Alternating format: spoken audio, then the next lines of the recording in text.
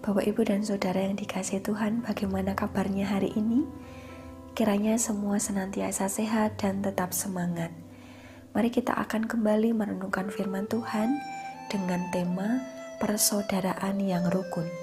Melalui perenungan firman Tuhan yang diambil dari kitab Mazmur 133 ayat 1-3 yang demikian. Persaudaraan yang rukun. Nyanyian Ziarah Daud. Sungguh alangkah baiknya dan indahnya apabila saudara-saudara diam bersama dengan rukun. Seperti minyak yang baik di atas kepala meleleh ke janggut, yang meleleh ke janggut Harun dan ke leher jubahnya. Seperti embun gunung Hermon yang turun ke atas gunung-gunung Sion. Sebab kesanalah Tuhan memerintahkan kehidupan untuk selama-lamanya. Amin. Bapak, Ibu, dan Saudara yang dikasihi Tuhan, hal yang menyenangkan dan berharga tidak hanya terkait dengan materi, namun juga pada kondisi.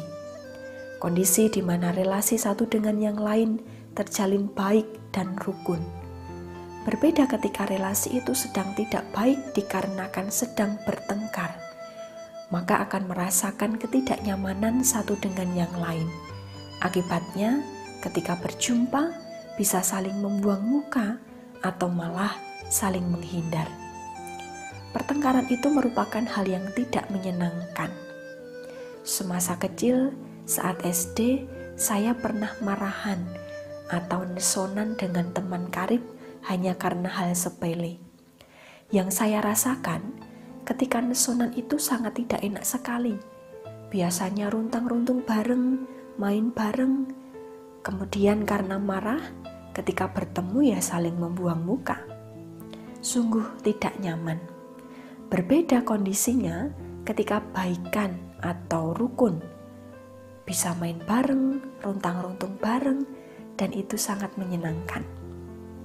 Itulah mengapa rukun sangat diharapkan oleh semua orang, termasuk orang tua, ketika menasihati anak-anaknya supaya rukun baik dengan teman di sekolah, dengan kakak atau adik, dan dengan semua orang.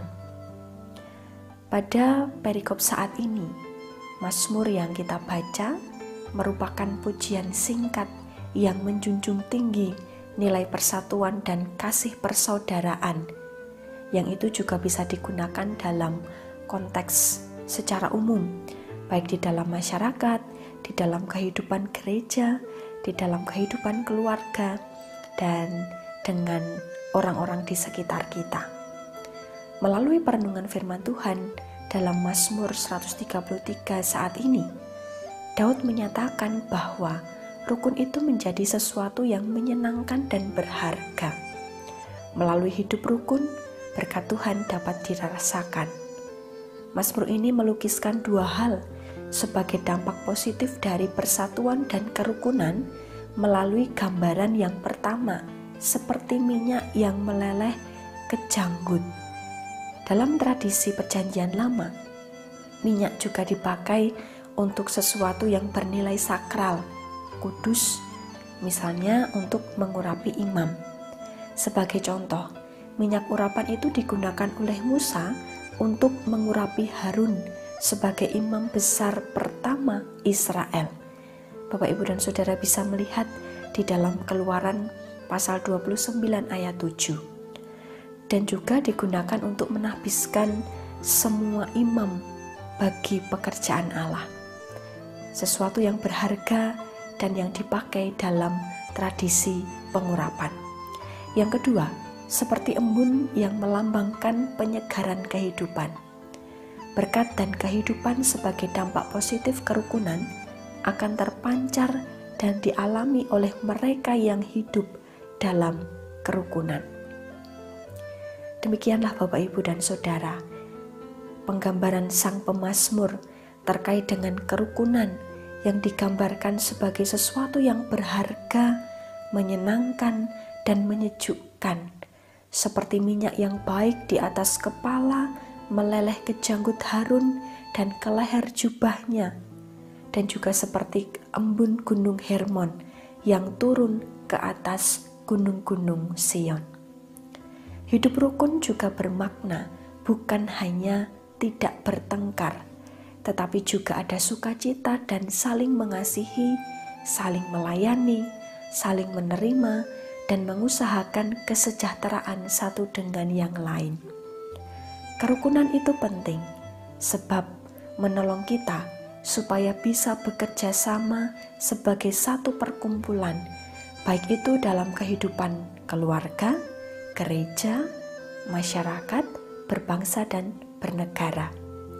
Hidup rukun bukan berarti semua harus memiliki pendapat yang sama, namun bagaimana ada kesepakatan bersama untuk bekerja bersama-sama. Bapak, Ibu, dan Saudara yang dikasihi Tuhan, kita hidup dalam konteks masyarakat yang majemuk. Banyak pesan moral terkait dengan kerukunan. Di antaranya, kita harus rukun antar umat beragama, rukun antar suku, etnis, dan budaya. Konteks keberagaman kiranya semakin menggerakkan kita untuk mampu mengusahakan kehidupan persaudaraan yang rukun dengan semua orang.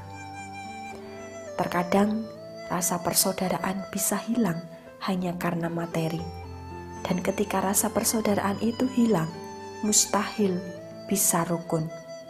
Rasa persaudaraan tidak bisa diwujudkan dengan materi, tetapi perlu didasari dengan cinta kasih yang tulus. Persaudaraan yang rukun tidak hanya berdasarkan dari apa yang bisa dilihat, tetapi juga dalam hati yang saling menerima dan sepakat, sehingga relasi itu bisa menjadi berkat. Untuk itu, Bapak, Ibu, dan Saudara yang dikasihi Tuhan, mari kita senantiasa berusaha mewujudkan hidup persaudaraan yang rukun dengan siapapun. Mari memulainya dengan kehidupan dari keluarga kita masing-masing. Kita saling rukun dengan anak-anak kita, dengan orang tua kita, dengan kakak adik, dengan eyang, dan dengan semua orang. Tuhan memberkati. Amin.